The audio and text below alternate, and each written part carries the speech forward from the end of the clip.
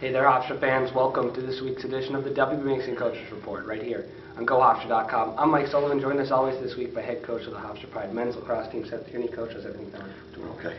Coming off a difficult one this weekend, Coach. 11-10, three overtime loss to Drexel in the CA championship game. Just take me through your team's ability to get to this game, to play in it. It was quite the lacrosse game played here in Hempstead Saturday night. No, there's no question. I mean, obviously we came up on the wrong side of the scoreboard, but it was a battle. We're really proud of our guys, the way they fought all year long. Those guys, they did a great job, and we had some opportunities, as did they. And then it took three overtimes to declare a winner. Heartbreaking for our whole program. For those seniors, for our guys on our team, and that one hurt. Let's jump right into the overtimes, Coach. You had, it seemed like 4 or 5 possessions over the 3 overtimes to try to put one in. You weren't able to do so. What do you see from your team when they have the ball on offense? Why weren't they able to score? Yeah, I mean, we had a couple of good looks. I want to say we had 6 shots in the overtimes, and they just weren't dropping. We were hopeful that we can just maybe surprise them with something new that they haven't seen, call a timeout, put in something that they have seen, try to pick the hot hand, and one thing led to another. But we got some looks, and Chris Clark did his job at the face-off X, and our defense did their job. There's that play, the overtimes. Everybody looks to the overtime. We scored a goal before it was overtime, and it got taken off the board. Again, they called a moving pick on us. It was unfortunate, and this is can't press rewind. In the third quarter, similar to what you did against Delaware, you came out really hot in the second half. What did you see from your team when you were trailing to begin half number 2? How'd you get back into it? Yeah, I mean, I thought that we looked at all of the stats at halftime, and we thought we got some good looks at the goal. We wanted to just stay with it. Mike Malave was beating his man to the goal, and they put a short stick on him, and they were two-poling a little bit, and they put a short stick on Barn. So we played with a little bit more energy, a little bit more focused, and we were able to take that lead from them and give it to us. And now in the fourth quarter, 5 minutes to go, you're up 3, and best offense in the conference for Drexel, and they were able to put 3 in a row up on you in the final 5 minutes. What happened defensively to let them back into the game? Yeah, I mean, it was just it almost, it's one of those car crashes that are about to happen. We just needed one more play. We just need to clear the ball one more time, and one more face-off, and one more stop. And, we weren't able to get it.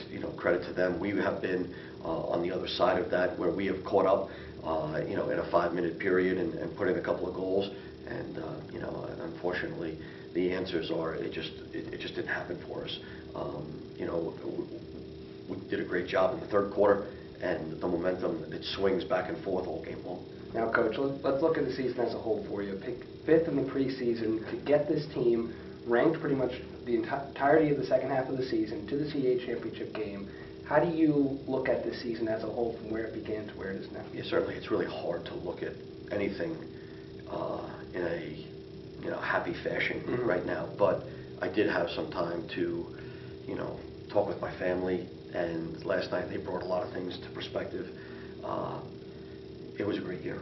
It was a great year. You fall short of getting the post, get to the NCAA tournament, which is the dessert to everything, and a chance to win a national championship, which is everybody's goal, every Division I team.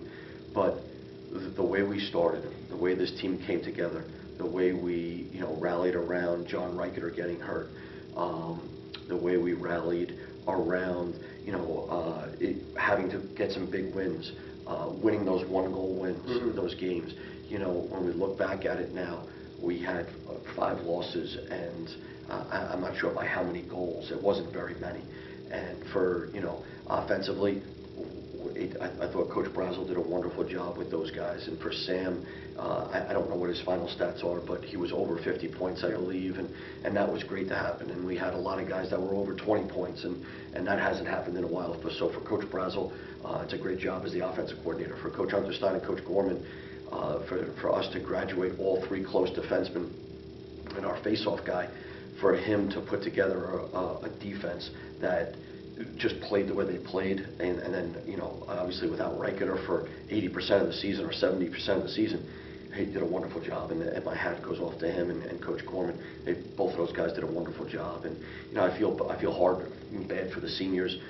Drew Caholen came back for a 5th year, and it just was an unbelievable leader. Our captains in Torrin Barn, Anthony Zappone, 2 wonderful people that have just done an unbelievable amount for Hofstra lacrosse and Hofstra University. Lance Yapor, played an awful lot of lacrosse for us. Corey Caputo, great job. I mean, 5th year guy again, great job coming back, fighting some injuries, just doing a wonderful job. Chris Howell, stepping in.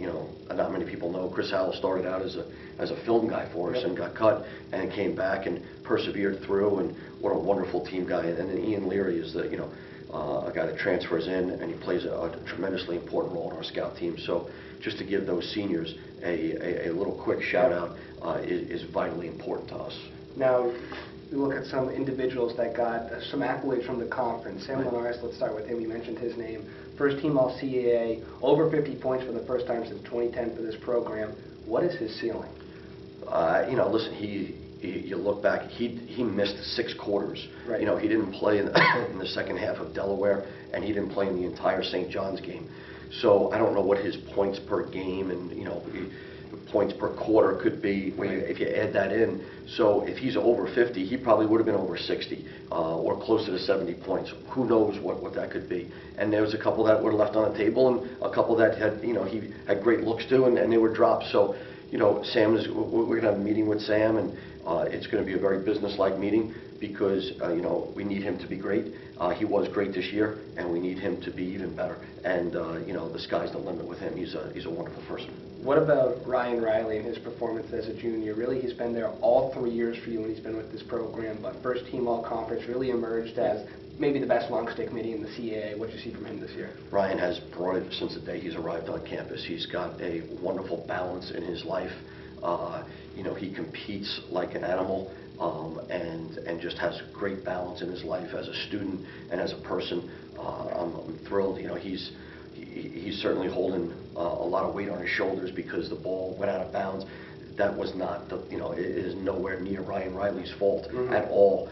Chris Selva's fault, because you look at the goalie. It's silly.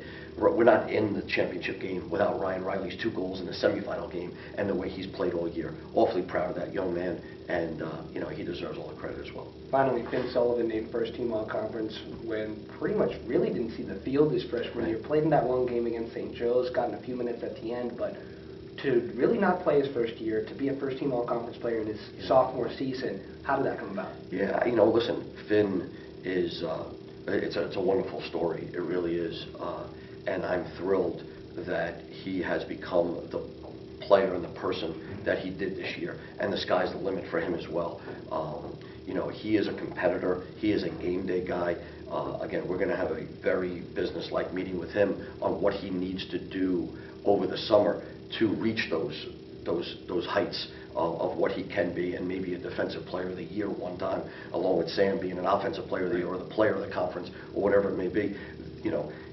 People sometimes think that you just push the guys that maybe didn't have a great year. You've got to continue to push the guys that did have a great year, because they have to be pushed to the point of they can achieve more.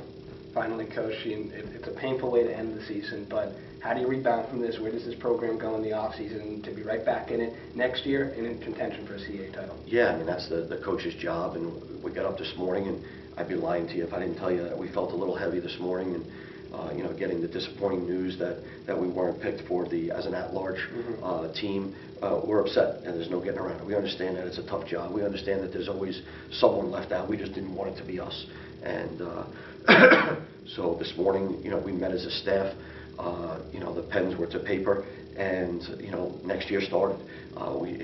In our eyes, it started a little bit too soon, but we're certainly thrilled at what we got to accomplish this year. It was a huge step from last year, and we're going to take another one of these steps next year. And again, it starts today. We'll have a team meeting today.